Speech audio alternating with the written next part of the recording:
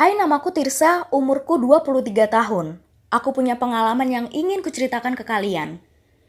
Jadi, 3 tahun yang lalu aku pacaran dengan Ega. Dan ya, seperti yang kalian tahu, karena kecerobohanku atau lebih tepatnya kami, aku mengalami kejadian buruk yang tidak pernah bisa aku lupakan seumur hidupku. Baiklah, aku akan memulai ceritaku. Ya, seperti yang aku bilang, aku sangat mencintai pacarku, Ega. Hingga kami melakukan itu tanpa menggunakan pengaman dan aku tidak minum pil sama sekali setelah itu. Kalian pasti tahu apa yang terjadi setelah itu. Suatu hari, aku menyadari kalau aku telat datang bulan. Nggak cuma itu, aku mengalami berbagai sindrom kehamilan seperti yang sering kalian dengar. Tapi aku merasa ada sesuatu yang salah dengan perutku. Perasaanku sangat tidak enak waktu itu. Selama berminggu-minggu, aku banyak berdiam diri di kamar, merenungkan apa yang telah aku lakukan dengan pacarku. Aku menelpon Ega dan aku katakan padanya kalau aku mengalami tanda-tanda kehamilan. Dan dia malah membentakku. Hah? Mana mungkin kamu hamil? Aku gak mau tahu ya, kita udah gak ada hubungan apa-apa lagi. Ngerti? Dia memarahiku dan bahkan memutuskan hubungan sepihak yang artinya dia tidak mau tanggung jawab atas kehamilanku dan apa yang dilakukannya. Aku terus-terusan menangis dan setiap hari aku merasakan kesakitan di perutku. Rasa sakit yang luar biasa. Hampir setiap pagi dan sore aku merasakan mual di perut dan berujung muntah-muntah. Semua aktivitasku terganggu termasuk kuliahku. Aku gak pernah konsentrasi di kelas dan sering izin ke kamar mandi karena aku mengalami mual dan muntah.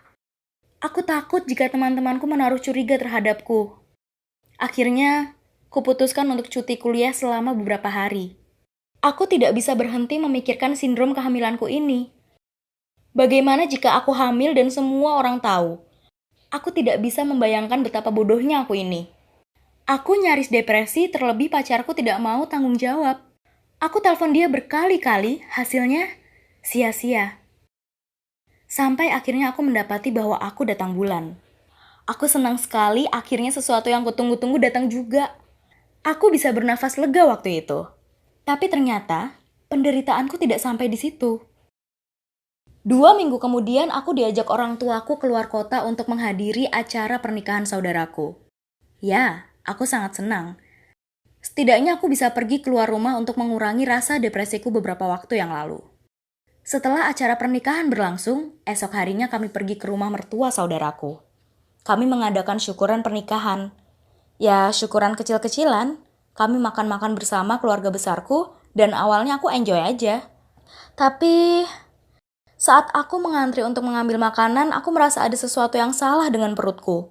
Tiba-tiba perutku sakit sekali. Aku nggak ngerti, padahal aku sudah selesai menstruasi seminggu yang lalu. Tapi kenapa hari ini datang lagi? Sakitnya melebihi sakit biasanya.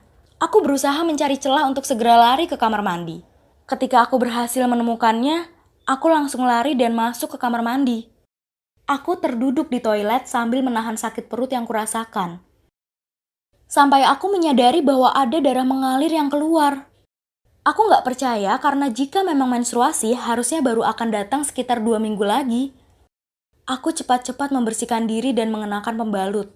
Dan setelah itu aku merasa tenang karena setidaknya aku sudah tidak merasa sakit perut lagi. Kemudian aku langsung keluar dan kembali ke acara keluarga. Aku sedang berbicara dengan saudaraku sambil menikmati makanan. Akan tetapi, aku merasakan hal itu lagi. Ya, kali ini perutku sakit bahkan lebih sakit dari sebelumnya. Aku merasa ada sesuatu yang keluar. Sesuatu yang keluar dari ituku. Aku panik dan gak nyaman sekali. Aku cepat-cepat lari untuk kembali lagi ke kamar mandi. Sesampainya di kamar mandi, aku langsung melepas celanaku dan aku terkejut.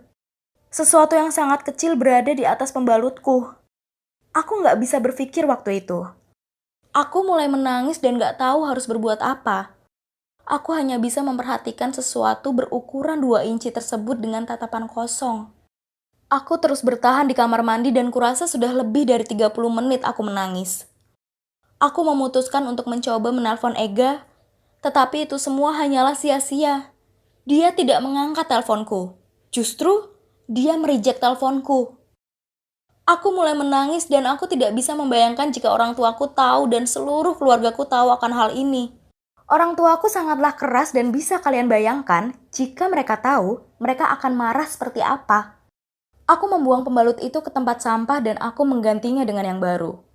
Ketika aku memakai celana, aku menyadari bahwa semakin banyak darah yang keluar. Bahkan pembalutku tidak bisa menahan. Tapi aku lumayan lega karena untungnya aku memakai celana hitam. Jadi paling enggak itu menutupi darah yang keluar. Aku langsung menghampiri ibuku dan mengajaknya pulang. Aku beralasan bahwa aku datang bulan tiba-tiba dan tidak membawa pembalut. Jadi aku harus segera pulang. Akhirnya orang tuaku menuruti permintaanku dan kita pulang lebih awal. Perjalananku untuk pulang cukup lama dan aku merasakan perutku yang sangat amat sakit. Aku tidak bisa menahannya lagi. Rasanya aku ingin teriak tapi nggak bisa. Terpaksa aku harus menahan rasa sakit itu di dalam mobil hingga berjam-jam. Yang aku rasakan adalah seperti aku sedang berkontraksi. Sakit itu muncul selama 20 detik setiap 1 menit sekali.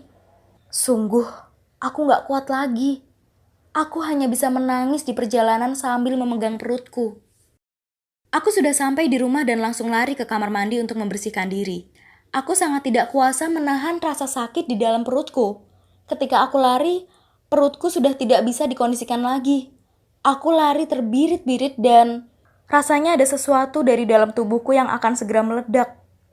Aku sudah seperti ibu hamil yang berkontraksi pada puncaknya. Aku duduk di toilet dan ketika aku melepas pembalutku, ada sesuatu dan itu tidak jauh berbeda dengan sebelumnya. Ya, aku rasa itu adalah janin bayiku.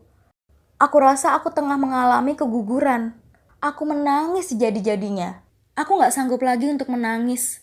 Sudah habis tenagaku rasanya untuk menahan sakit dan menangis terus-terusan. Aku sadar bahwa sesuatu yang keluar dari tubuhku itu adalah bayi.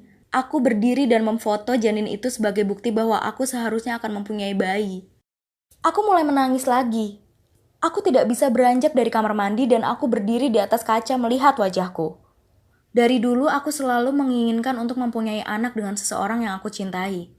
Tapi kini, seseorang yang aku cintai itu justru mengkhianati aku. Aku merasa kamar mandi ini sudah seperti tempat pembunuhan.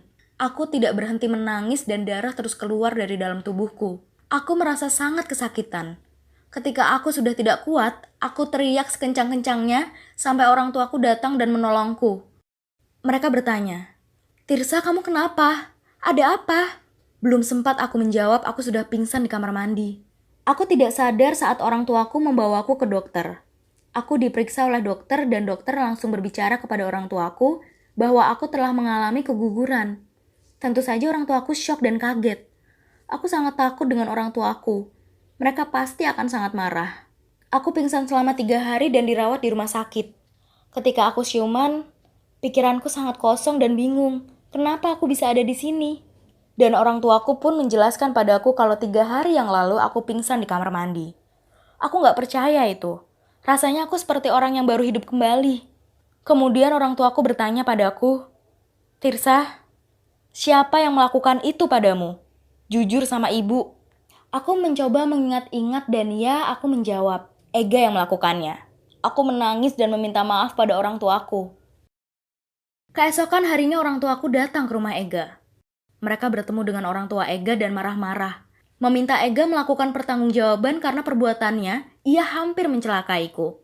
Akhirnya, dengan segala barang bukti termasuk foto janin waktu itu, orang tuaku berhasil melaporkan itu pada polisi. Kini Ega, pacarku, atau lebih tepatnya mantan pacarku, sudah dipenjara. Dia dipenjara karena dianggap tidak bertanggung jawab atas perbuatannya dan membahayakan nyawa orang lain. Aku gak tahu lagi, aku gak bisa berkata-kata. Aku pikir, tadinya orang tuaku akan mengusirku dari rumah karena sudah melakukan itu. Tapi ternyata walaupun orang tuaku keras, mereka tetap menyayangiku dan membelaku. Sekarang aku menyesal dan aku trauma dengan laki-laki. Aku gak mau pacaran lagi. Aku lebih memilih untuk fokus kuliahku. Dan seluruh pihak yang berkaitan dengan kasusku ini, mereka berjanji akan menjaga rahasia ini sehingga aku tidak perlu khawatir. Baiklah, itu tadi cerita masa laluku yang sangat suram sekali, bukan? Semoga kalian jangan sampai melakukan kesalahan fatal sepertiku ini ya. Karena jika itu terjadi, tentunya akan sangat membahayakan keselamatan kalian, terutama para perempuan. Oh ya, makasih teman-teman sudah mau mendengarkan ceritaku. Jangan lupa like dan subscribe ya. See you!